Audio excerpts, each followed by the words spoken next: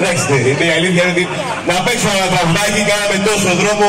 Εδώ πιο δίπλα ήμασταν, στην Βικελίας. Τι είναι εδώ, Μενίδη? Ωραία η παρέλαση.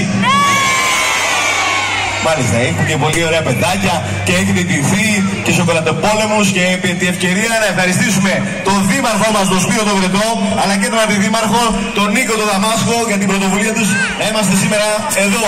Σε ευχαριστούμε πάρα πολύ.